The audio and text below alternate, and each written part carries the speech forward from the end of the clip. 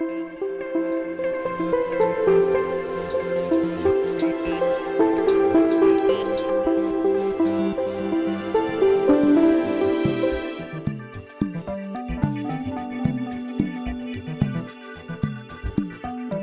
que é que eu tenho procurado cultivar ao longo destes anos? Quase que podia dizer é dar cada aula como se fosse a primeira, não é?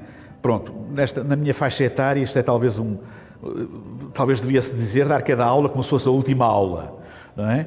Mas isto pode parecer um bocado petulante, mas realmente, antes de cada aula, sinto bastante stress ainda hoje. O stress acho que é positivo.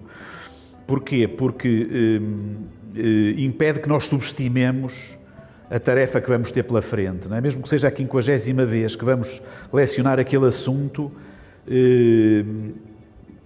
temos de conquistar uma audiência. Portanto, há ali uma luta aula a aula para captar a atenção e para motivar os alunos e por isso, digamos, a subestimação da tarefa seria muito má, não é? E daí o stress e os alunos, os estudantes sentem quando o professor está particularmente empenhado e, portanto, está a dar aquela aula, enfim, não como se fosse a primeira ou a última, mas dar aquela aula com um empenhamento muito sério. Quando eu chego à aula é talvez a primeira coisa que eu faça, que é, muitas vezes, nós entramos numa aula teórica, não é? E a lotação da sala são 100 pessoas. E estão lá 40 alunos. Podemos ter as filas ocupadas da primeira à última fila. A primeira coisa que eu faço é pedir aos alunos, às vezes tenho de implorar aos alunos que se arrumem, que venham para as primeiras filas, porque eu acho que não é ambiente para uma aula estar com aquela turma deslaçada, com os estudantes um em cada canto, espalhados pelas filas todas. Quer dizer, acho que de facto isso cria um ambiente muito pouco fértil para a aula. Concentrar a aula nas grandes ideias e não nos detalhes. Aliás, eu devo dizer que hoje, sobre cada assunto, eu consigo dar menos matéria hoje do que dava há 10 ou 20 anos.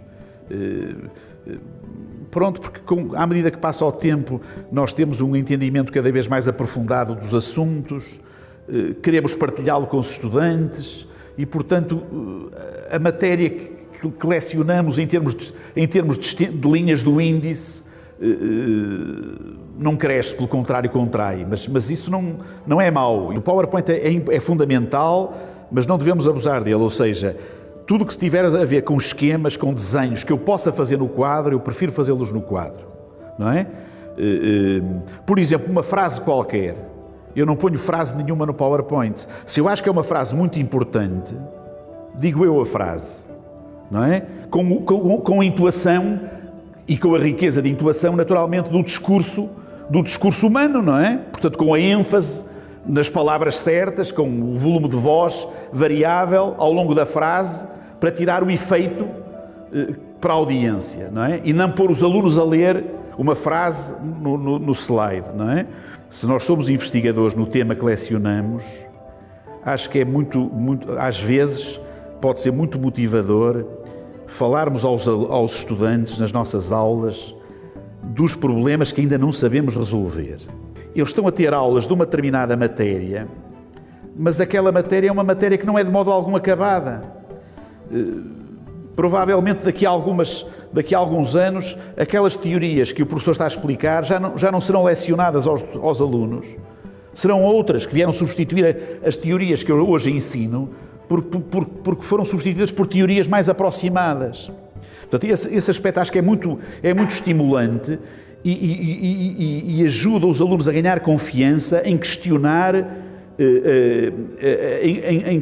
aquilo que aprendem e os métodos que vão aplicar como profissionais, porque não são métodos acabados, são métodos que devem ser criticados. Portanto, isso também se aprende na universidade quando o próprio professor lhes fala dos problemas que estão, digamos, por resolver, ou dos problemas para os quais temos algumas soluções, mas que estas soluções ainda não nos satisfazem e que, portanto, precisamos de as melhorar ainda, não é?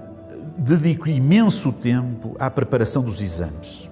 Eu ponho cenários, ponho questões, cenários ligados à engenharia dos solos e à engenharia geotécnica, à engenharia de fundações, e faço perguntas aos alunos sobre isso. Eu tenho uma opinião muito vincada, que é o seguinte: se um exame for bem feito, acho que um estudante médio, no fim do exame, sabe mais do que a entrada do exame.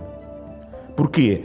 Porque nós pusemos-lhes questões e ele, linha a linha, foi desenvolvendo o raciocínio, foi percorrendo um determinado progresso de ideias e um progresso intelectual, e, portanto, ele acabou por tirar conclusões e responder a coisas que realmente estava preparado para responder, mas que não tinha realmente, à partida, consciência de que sabia aquilo. Não é? Ou seja, ele sai do exame mais capaz e mais sabedor do que entrou.